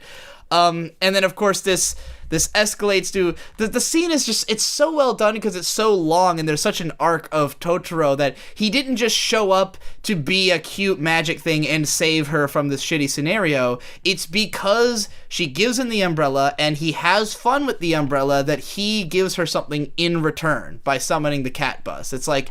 he feels like, oh, wow, you did something so nice for me, I'm now going to do something nice for you. And, like, everyone earns the magic in this movie, even if it's not in an obvious way, and none of them had to be told to do it. It's just like, if you're good-natured, good things come to you. And here you go, perfect example. I know a lot of people have seen the concept art of Totoro that gets passed around a lot. I think Ghibli still uses it for marketing, of one girl with an umbrella standing perfectly normal, there's no one else with her, standing next to Totoro. That's because originally the movie was going to be just one girl named Satsuki, who I believe her age was supposed to be in between Satsuki and Mei's age in the final movie. I think it was because they realized they needed to have two characters to play off of one another. Do you know about this? I don't. All I know is that Satsuki and Mei both mean the same thing. Yeah, they both refer to the month of May. Right. So it's just the English and Japanese words for May, which is pretty funny. Right, to like signify the fact that it's one character that got split. Yeah, which is a smart move. I mean, I can't imagine the movie without both of them. Right. So. Which then I will now exploit as my transition to talk about the English voice acting, which I thought was really good. I looked it up. They're played by Dakota and Ella Fanning, which is interesting. So played by, like, famous at least Dakota Fanning is, well known. And they are also real life sisters who at the time of the recording were just about the same ages as Satsuki and Mei. They were both like a couple years older than their target. So Dakota and Ella Fanning were both like, I think, like 11 and 6 respectively, whereas Satsuki and Mei are like 9 and 4 respectively. But they're real life sisters, which I think really comes through. The whole bit in the beginning with them running around the house and Mei imitating her, it comes off real genuine, it comes off real well done. And the fact that they're real sisters, in the recording studio, just acting the way they normally would, but, professionally directed, makes it a fantastic performance. And also their voices in this movie are very unrefined. They don't sound like prim and proper Disney princesses. They have like Satsuki has a lisp, so I guess Dakota Fanning just like has a lisp at this point. I haven't like gone and watched her other roles at this time period to confirm. Maybe she deliberately affected a lisp, a very subtle lisp, just to make her sound more... Just more like, just more of like a normal girl running around. She doesn't sound that like pure or painterly, I guess. Noticed that Mei voice squeaks a couple times as well. And I think that in their performance, their underlying fear and terror about their mom and the whole situation does come through a lot in the opening bit where they're running around and giggling at everything. I'm pretty sure the director like did a good job communicating to them. Act like you're trying to act like you're having fun, because that's what your characters are doing, right? I feel like it's incredibly lucky that the dub even happened, because this movie's from 1988, 9? Yeah, and the dub was like the mid 2000s. Yeah, the dub came out in 2004, so like Dakota Fanning just happened to be like a newly famous child actor at the time, who I guess has a little sister. It's just like perfect timing for the dub to happen. Her sister's also an actress, but not as well known of one. And beyond that, there's also like the actual like dialogue writing, I think, is really good too. I'm interested to know like if there's any information or like bonus features behind the scenes, because like if they're both like kids and sisters, I feel like maybe a lot of those things were ad-libs that were like... It may have been, yeah. I don't know, but... Okay, so... Because it does feel very realistic a lot of the time. In the beginning, when they are noticing all the acorns and they're saying, oh, maybe these are squirrels, and the dad says, oh, they might be squirrels, but they could also be mice. I hear mice like acorns. May yells, squirrels are better. In Japanese, she says, I prefer squirrels, or at least that's what it's translated to in the subtitles I read. In English, it's squirrels are better. My favorite one is when she picks up and looks through that bucket with the hole in the bottom. In Japanese, at least the way it's translated as, oh, no bottom. In English, she says, what a stupid bucket. Oh, I remember it. Yeah, that's perfect. I remember it from the first time watching the dub. I thought that line was hilarious. And my other favorite one is when Satsuki writes the letter to her mom. She says that, well, in Japanese, the way that it's said is that May has been staring down at those plants day after day, squatting, and she looks like a crab when she's squatting, right? And then the mom looks over and sees that there's a little sketch of May as a crab. The way it was done in English is that she says... Satsuki says May has been really waiting for those plants. She's getting impatient. She's getting really crabby about it. Here's a picture of May as a crab. And so they really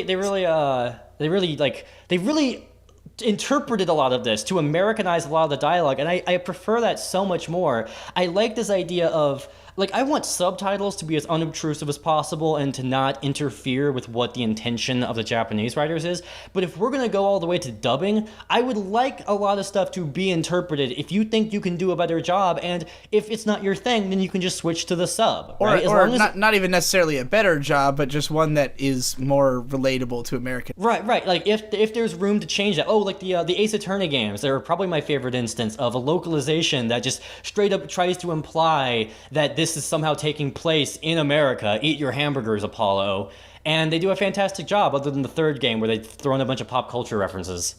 Yeah, I think that's definitely like the idea of comparing a human to a crab is like more Japanese than American. So that's probably why they changed that line. Like, yeah. I also just like the idea that she thought, it was a pun instead. And she just drew her as a crab for no particular reason, because she herself has described her as being crabby about it. So to go to right after the whole cat bus scene, later on there's a scene where Totoro grows all this gigantic tree next to the house, and I think at this point is where we can kind of get some of the sense that it's not, maybe not that it's not real, but that it's not like visible to the dad, because he doesn't seem to notice this happening right outside the door when he could very easily out of the corner of his eye have noticed this gigantic fucking tree. They cut to him a number of times, and he looks outside and he's like, oh, there's nothing there. It does affect the wind, and the wind pulls his book around, it flips some pages, which more explicitly happens when Cat Bus flashes its balls right above two guys on the farm, and they don't see it, but the Cat Bus picks up the wind, and the dude has to keep his hat from falling off. So it's implied that the fantastical wonder world does affect the things that we don't understand in the overworld, but you just can't see it. I think it's just sort of like an explanation for the wind that may have already existed in Japanese culture, which I really like the idea of, because in Western culture the idea of the wind is like a big face blowing on an old map. Yeah, and in Japanese folklore there very much is everything has an explanation, everything has a god, everything has... If you ever watch the anime series Kamichu, which I think that you guys would both really love. Oh, I've seen Kamichu, yeah. Yeah, literally it's about a little girl or a middle school girl who becomes the god of middle school girls, and she goes to this summit of all the gods, and it's literally 8 million gods, one for everything. She meets like the god of CD players and stuff like that. And yeah. It's like the god of CD players is hanging out with the god of DVD and the god of Betamax and the god of VHS. It's fucking totes. So there's a scene like right after all that happens, and they wake up the next day and the seeds have all started growing. They sort of summarize the magic perfectly by saying it was a dream, but it wasn't a dream. And that's sort of all the magic in this movie is like it was a dream, but it's not. There is something magical happening, and even though other people can't perceive it and it isn't necessarily quote unquote real, it does have ramifications. So it's a dream and not. It's a Schrodinger's dream. Yes. One Ghibli detail about that scene at night is that the reason the frogs are croaking is because it recently rained and they're all like jumping around and like being like, oh, now it's nice and wet, now there's frogs at night, whereas before there were no frog sounds. And I just really like that they thought about that, because they didn't I think they showed a frog at one point to establish frogs existing, but like aside from that, there's frogs. Do you think those mice that are on the cat bus used for lanterns are alive? Because they don't seem to like move or animate. I think they're like husked out and turned into lanterns. No, I think one of them was looking around at something at some point. All right. Like he turns to look at the sign at the top. Yeah. Of like where the cat bus is going. I wrote down in all caps after that scene of them running around saying it was a dream, it wasn't a dream, and it starts playing the theme song. I wrote in all caps, nostalgia, childhood, ephemerality. Because, like, I mean, come on, man. That's Ghibli in a nutshell. In the movie, like, so... The theme is so great. What I think is worth mentioning, I think it would be pretty easy for anyone to watch this movie and be like, obviously nostalgia is part of this. But I also want to say that I think nostalgia is just inherently a part of Japanese folklore, and like the way that they, like, the song, the main theme of this movie is, it just kind of sounds like a Japanese folk song. Like, it almost doesn't even sound like an original song for the movie. Like, if you listen to a lot of Toho music, for instance, like, all of it kind of sounds like this. All of it's like the reference to that, like, you know... Oh, you mean that instrumental, like, song that plays, that gets renditioned a bunch of times throughout the film?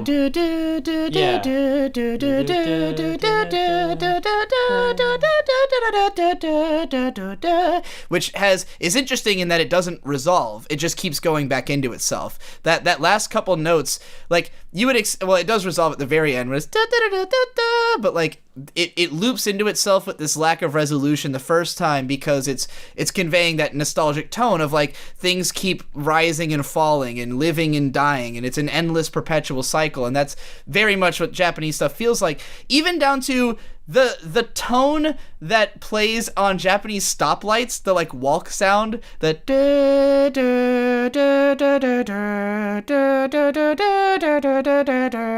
like, that's just what Japanese old folk music sounds like. And so it's interesting that this movie is almost inventing its own folk song, but it's because that music was always made to evoke nostalgia and ephemerality. And so, like, they're just kind of incorporating this like ancient idea of Japanese, like, song structure and music, and like trying to capture these emotions that are you know, it's not unique to Totoro. It's like Totoro is pulling from this cultural cachet, Japanese, you know. And it really makes you reflect on, oh yeah, Japan is like this country that's been its own entity for like thousands of years, if not tens of thousands, and the country that I am from just got done with its first character arc in the mid-40s and is now waiting for its second character arc to start, not knowing what to do with itself. Like, fuck, right? Japan has so much, like, they have art that, you know, predates our country by a lot. Yeah. Yeah, and I know that it's not just, like, every country outside of America has this, because Japan is, like,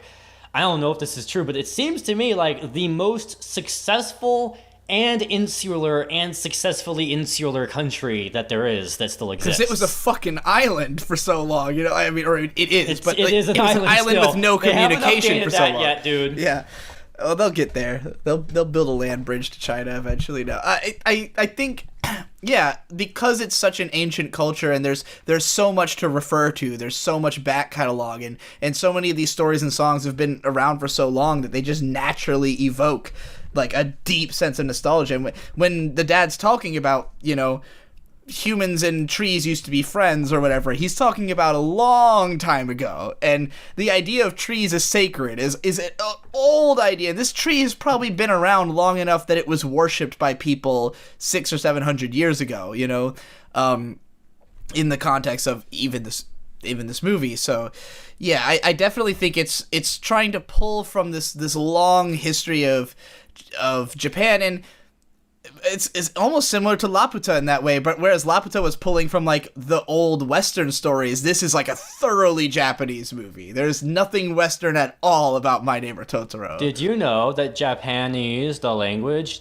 that like linguists do not actually like know for sure what language it descends from, because it's just been its own thing for so long, made up by people from tens of thousands of years ago on an island, that it doesn't like have a clear like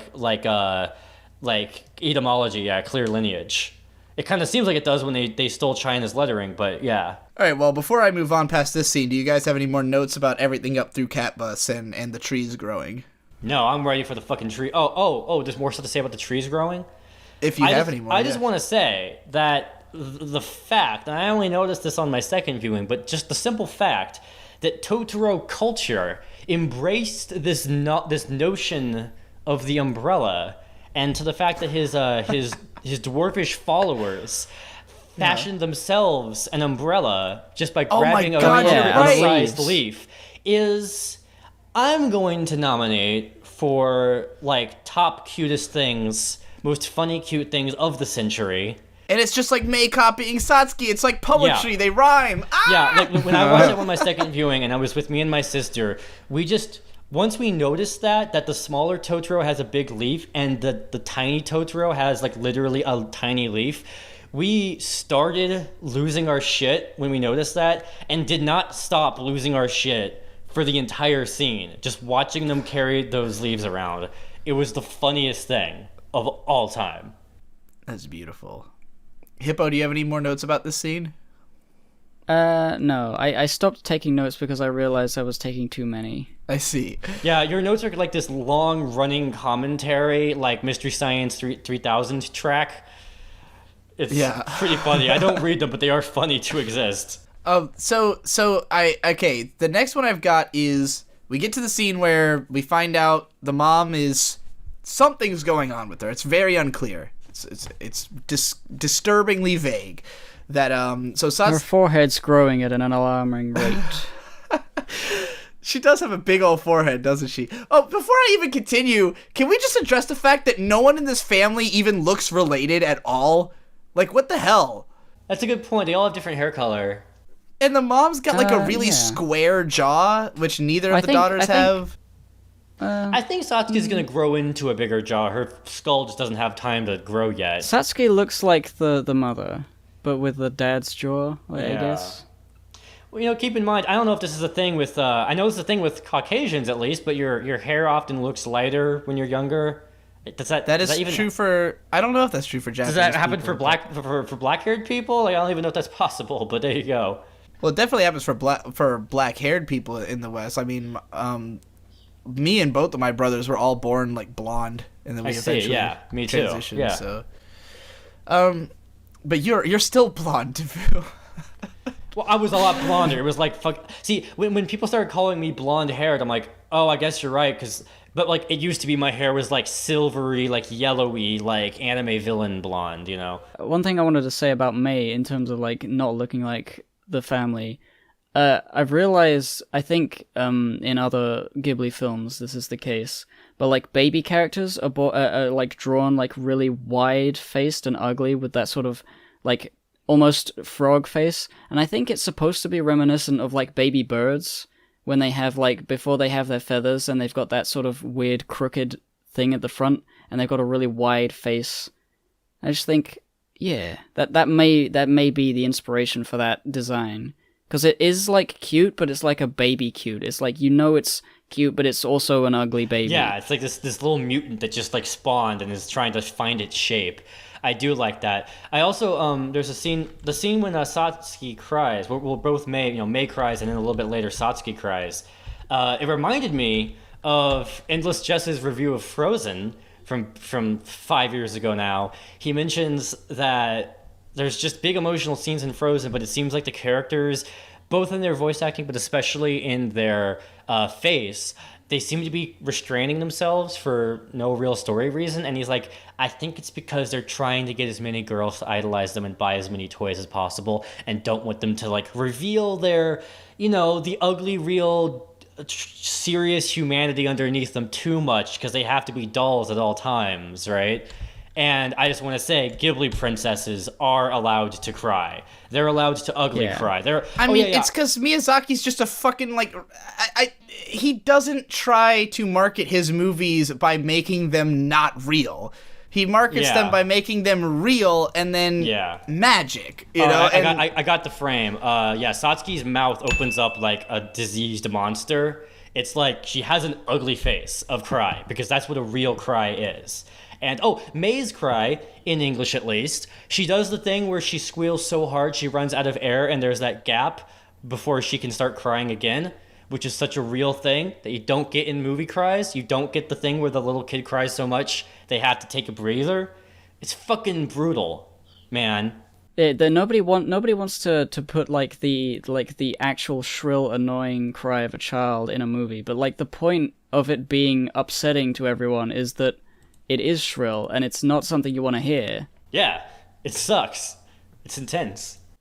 And by the way, just before Satsuki starts like bawling her eyes out in that scene, is such a like relatable feeling where like she's completely stone faced. She's like looking off into the distance, and as soon as she gets the opportunity to say what she was feeling, because the grandma like asks her, "Are you okay?" She's like, blah, I forget what she says, but she's like, she looks completely deadpan, and then she says the thing, and as soon as she hears herself say it, then she realizes, and it all comes crashing down. And I'm like, fucking relatable for me. I've done that so many times as a kid. I do that as an adult. Like, I'm somebody, I really struggle to cry. Like, I'm not somebody who cries very often, but if I'm in a situation where a great example, to get really personal, just the other day, one of my friends' dad died, and I had read that, and like for about 10 minutes I was just kind of like, yeah, well, okay, like I'm not surprised, because the guy was, he was older, he's not in good health, and like, but when I went to Facebook to type to my friend, like, hey man, I love you, and if you need anything, I'm here for you, the second I finished typing it, I just started bawling, and I just like lost it, and that's exactly what this was like. This is where it kind of comes out that Mei is low-key stronger and more like courageous than Satsuki, and it's just that because she's 4, she still has to be the one getting babied. But I think like inherently she's the stronger-willed, like more once again a parallel to Grave of the Fireflies. Yeah, exactly. So I just sent another screenshot. This shot happens just after the shot of Satsuki crying. You see that Mei is watching over her, and this is when she realizes, I need to be strong, and I need to be there for Mom, for Satsuki as well. Like, she thought that she was the one crying. She thought she was the one losing her shit, but she's collected herself, and now Satsuki is crying. And she's like, I have to do something about this. And again, because she's 4, she doesn't make a good decision, and she ends up weak again. But what this is implying is that, like, when she's older, like, she's going to be very reliable. Oh, yeah, and also the end credits imply that by having a baby show up that she, like, starts to take care of and get an early, like, taste of motherhood. Somehow I didn't realize that. Yeah, the end credits sort of have their own like mini sequel series where the mom comes, like the epilogue. Yeah, it's like a series of slideshows. The mom shows up, and they hang out, and like I think mini Totoros show up a few more times. But there's also like this baby, and like Mei just sort of like stares at it and just starts taking like a caretaking role over it, and you just sort of see that this is like Mei like coming into her own to be the big one now. It is fucking beautiful. We've skipped ahead a little bit, but so the scene where Mei and they hear about the mom, and Satsuki's like trying to find whoever in the neighborhood has a phone, she teams up with the boy, and May gets left behind. And this is a really interesting way to handle the requisite falling out scene that you and I, Devu, hate so fucking much in Disney movies. Yeah. Where, like, they just... Because most movies have this moment where the two main characters have to have a conflict with each other so that there can be a lowest moment, and then they resolve this before the climax. As low as moments go, this is probably the best one. Like, this one's actually really well done. And it's simply a matter of them being emotionally displaced from one another. It's that... Yes. Because of the fact that May gets lost for just a second, she doesn't get to hear the important information at the right moment. Satsuki already knows what's going on and has had time to come to terms with it, and well, not come to terms with it, but that she's, already processed the information and is feeling something about it. And May doesn't even know what's going on. So she catches up and she's like, hey, what's happening? And Satsuki's like already pissed and like in her own world. And like this just causes them to sort of spat for a second. And then it's when May, as you mentioned, sees Satsuki crying that she realizes what's really going on. But instead of saying something because she's a kid, she just tries to run off and go do something about it. And, she's doing something really brave and great, in spite of the fact that it ends up scaring everyone and creating the tension. I think this one is excellent. I think it's just low enough to make the final high feel impactful. This whole sequence of her running around feels shorter and more tight-paced every time I see it, because the first time I saw it, I'm like, oh boy, this moment, and so it felt like a bit of a slog. But on my third viewing, there's never a scene, there's never a moment where you aren't getting new information. It's not just a mopey muckabout. It's like, gotta go here, gotta look for her. Oh, is she here? Is she in the swamp? No, she's not. Now what do I do? There's still a consistent slew of beats happening. And I would say it's not like characters falling out because they are mad at each other. Obviously, it's just a little kid not knowing what to do correctly. And I think that the visual iconicism, I guess you could call it, continues even in this scene. Like, I think of the scenes of Satsuki running around as the sun sets along the pastures, and I think that really visually communicates this, like it has the same impact as everything else, which that's the kind of thing with a lot of lowest point moments in animated movies, is I feel like the storyboarders get bored at those parts and they're not terribly memorable. Like when I was editing the Ponyo video where you complain about lowest point moments, you mentioned, you told me in the notes, find the Aladdin lowest point moment where he's in the snowy mountain, and I was like, what lowest point moment where he's in the snowy mountain? They never go to a snowy mountain in Aladdin. And I scrubbed through the scene like 5 fucking times, and I finally just like watched the whole scene without scrubbing so I can find it, and I'm like, oh, he's on a mountain for like 30 seconds so that you can feel cold and distant, but it just blizzes right past you. So yeah, good job. 9 out of 10 lowest point moment. I really love that whole sequence because the background art sort of like comes into like I mean, I love sunsets, but like it's so sunsetty. It's so sunsetty, it's so Sunset realistic. Overdrive. The way that in Ghibli films you often will get to see the same location, not just from different angles, but different times of day, and it like you really see like how different a place can feel when it's just... Yeah, I remember like when it's animated, when you have to draw everything, different lighting means you have to completely redraw it. That takes a lot of work. Yeah, like speaking of nostalgia and stuff, the way they've drawn the backgrounds with it's like it's got the realism aspect, but it's also very pastel. There's no like harsh dark colors anywhere or like shades. So like everything is like really painterly and lovely, and it bleh. What am I saying? I'm trying to read my notes, but I'm just saying it's got a good ultimate nostalgic feeling. I feel like I've been in places like this. These backgrounds have happened in my real life. Yeah. Here's a Ghibli detail that I love a whole lot, which is just when Satsuki's on the phone, like the way she talks is she's got this very like, I was impressed with the way that she can use the phone, the way that she's like getting to the heart of the details. She's like she is somebody who doesn't hesitate. Like, when I was a kid, I couldn't even use the phone. Like, I wouldn't know how to call a hospital as a child. Like, seeing her do that, and then like when it cuts away to the boy watching her, and he clearly is impressed. Like, I think that's the first moment where he's gone beyond just kind of like a curiosity or infatuation with her to like actually appreciating that she's like a great human, you know? Like he can really see that, and he's like, wow, like that's something maybe I couldn't do, you know, because I'm awkward and don't talk. It really sells how like she, with a mother out of the house and like her having a younger sister, like trying to be as adult as possible a lot of the time, learning things like how to use a telephone and being polite at the right moments in front of the right people is just like she's on top of it. And but that's the reason she finds it, you know, she's bottling up all her emotions, and that's why she big ugly cry. And I love the big ugly cry moment so much, because at this point in the movie, on this viewing of it, because this is a movie where the more times you watch it, the more you realize like how many of the details are informed by the fact that their mom's in the hospital, like how much of what they're doing is low key because of that. And like with Satsuki especially, like she's had to be so strong. She's decided to just enjoy this nightmare scenario. She's okay with having left her, you know, previous home behind, come out to the middle of nowhere. It's all for mom. So if anything happens to mom, that is the end of the world. You know, like that is what all of this has been for. And also the way that, again, speaking on behalf of the English lyrics, words, dialogue, the way that they drop the death bomb on you is also very realistic. That both of them, but especially Satsuki, are constantly thinking, what if mom dies? But they refuse to say that most of the time, except when they like start to lose their shit a little bit.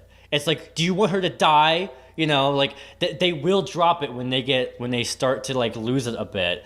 But most of the time, which they is act super like realistic. But most of the time, they act like she's. That's how we all have little siblings. I'm sure we've all done that to our little brothers before. Like, oh, what do you want mom to fucking have to pay $20? Like, you know, just like guilt your siblings into crying instead of being brats. But yeah, it's not a good way to handle things.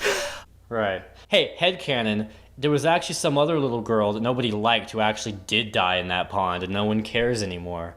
That's not my actual headcanon, but it almost feels like it. It's like, oh, well, fuck whoever little girl had this shoe, right? Yeah, I did remember thinking that, like, oh, hey, it's not her sandal. It's some other fucking kid. Leave it. Let's go. That's the most clever thing about that. When the old lady says to Satsuki, like, they found a sandal in the lake, it cuts to a shot of the sandal in the lake. And what's crazy about this is that if you had been paying attention to Satsuki's sandal, you could tell right there it's not the same one. Right. So basically every woman in the audience won't have any suspense at this point. No, I don't think anyone picks up on it. JK. Because it looks almost the same. I only say this because May didn't pick up on it, but and I didn't either, obviously, until like I had to go back and check because I was curious. Because the way the scene is portrayed, it makes it look like Satsuki is imagining it. Like we see her react, and then it like flashes to the lake with the sandal, and you get the feeling that it's like her picturing. I didn't get that sense, and wasn't on acid, so I'm gonna still once again go with my interpretation.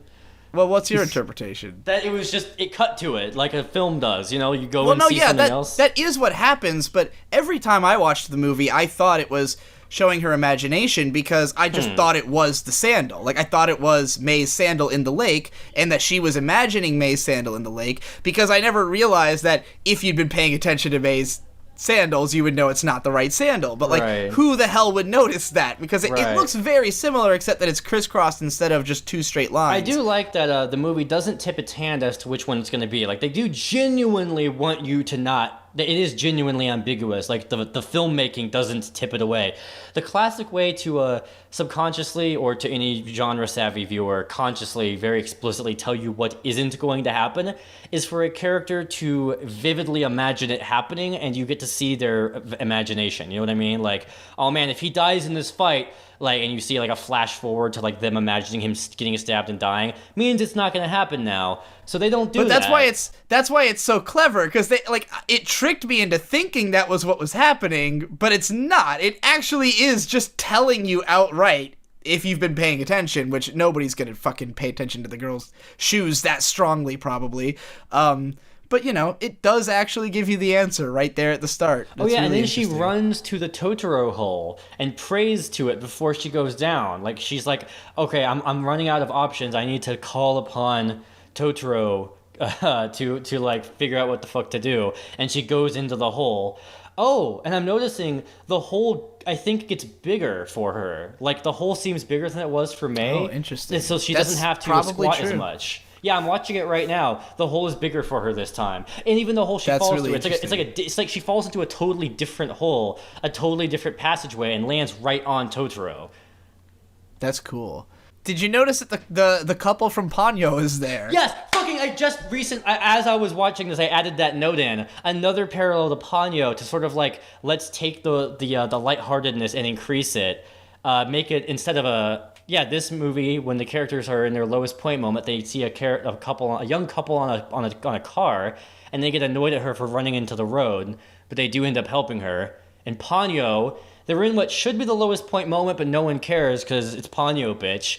And they see a young couple on a canoe, and they help them out, and they give her a fucking sandwich, and it's just everything's great. Yeah, I like to think that it is literally the same couple displaced in time. Yes. It's the same couple, and eventually they had a kid, but they just happen to not look anything like they used to for some reason.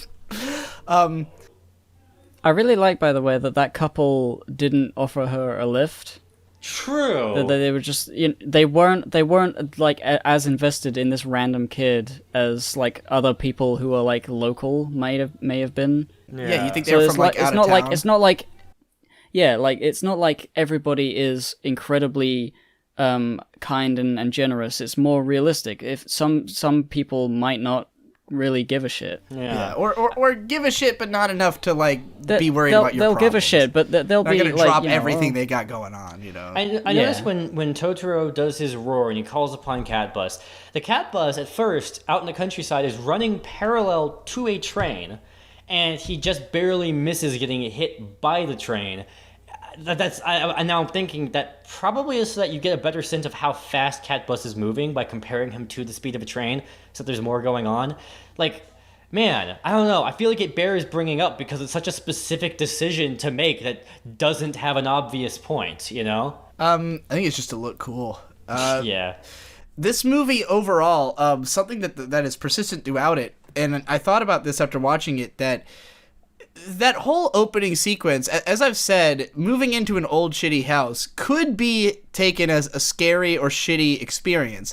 And the only reason that we never feel that way early in the movie is that everyone is smiling. Everyone's having a good time. And throughout the whole movie, it's really the way the characters act that creates the tone. Like, the fact that people are smiling, the fact that they're happy, like, nothing about this scenario is inherently like lighthearted and fun. It's the way that people are reacting to it that is lighthearted and fun, and that sort of like mirrors the message, doesn't it? Yeah. Like, if you smile and happy, then it'll be good. If you laugh at the giggle at the ghosties, it'll be a funny movie. That's pretty much the end of my notes. So whatever you guys have left. All I have to say is 10 out of 10. Absolutely. Yeah. I think this is the first like Miyazaki film that I think is actually like a masterpiece film. I would agree. Yes. Like Nazca, we of course talked about the flaws of Nazca and Laputa before. This one, I really think he refocused on his strengths, which are not necessarily his storytelling. Like, I don't think not to say that Nazca isn't an incredibly well-told story in the manga, but even then, Nazca is, as much as I love the manga, because it is super unique and super epic, it is repetitive and too long. And so, like, I give it, like, a 9.75, because it's, like, almost amassed, like, the greatest thing ever, except that it's, like, there's little things that will irk you if you read it. But, like, they're just small in the face of the greater whole. Totoro, there's nothing about this movie I would consider, like, a flaw. Devu, I saw you had, like, a list of minor nitpicks. Did you want to get into any of those? All of two. So, when they're going around looking for the soot gremlins, they pop their heads up into the attic, and it shows their heads zoomed up, and then it slowly pans out, and you see the whole frame. Now, this is something that anime does a lot when there's a swift reaction shot, usually cheap TV anime. You'll see, like, there'll be a basic character expression, but it'll start really zoomed up, but very quickly pan out, so you don't notice how shitty it looks up close. This one actually stays up close for a full 5 seconds, and you can see that it has been zoomed up. So it doesn't quite look right. Shots in anime. Right. Also, there is one awkward frame when Satsuki is putting wood into the furnace. There's one frame where her whole body is jutted out really far, and it's only for like one frame, and it looks really awkward, and it seems like some sort of animation mistake, or maybe they forgot to put in the right frame. And I really only go out of my way to like point out problems that I noticed because it's interesting to see with such a persnickety director and such an overworked staff what few things slipped through the cracks I do find interesting. I noticed also just now as the cat bus is like hauling ass to the hospital, earlier on there was a guy who had to hold onto his hat, but now there's this other guy, his hat gets blown clean off because cat bus is like stirring shit up around right over his head, right? Oh wow, that is an incredibly backgrounded detail, faster. But yeah, I'll have to throw that into the video. Let me think. There's sort of like a cutaway gag near the beginning of the movie when the grandma is commenting on the soot sprites, and sort of Satsuki and Mei are like, I wonder what those soot sprites are up to, and it like cuts to the soot sprites running around being soot sprites, but for like half a second, and then it cuts back. It was almost like it was like a Family Guy joke. I don't know what that was about. I think that I remember that. I think it was like they were like the grandma saying, well, maybe they're discussing what to do with you, and then it's like them in the attic, the soot gremlins, and they're just sort of like singing a weird song, and then after that you see them fly up to the tree to like say, hey Totoro, these guys are okay, or something. Yeah, I just realized that there isn't really like a resolution to the soot sprites. They don't like show up at the last minute to save the day or anything. I wouldn't be surprised if they had an idea for them at the end but just couldn't do it, just didn't have room maybe. I think it would have been corny if like every single thing from the movie showed up again at the end, Yeah, let me think. Another detail I love is how much Satsuki lights up when her mom starts to comb her hair. Like, she's cute. She's one of those kids who has to prematurely grow up to be the mom for her little sister when her mom's not around. And this is like the one like really open, like vulnerable, she is a kid now moment because her mom is here to comb her hair or to brush her hair. And you can really like just see her softening up, like, oh, thank God, like mom is here right now, Yeah.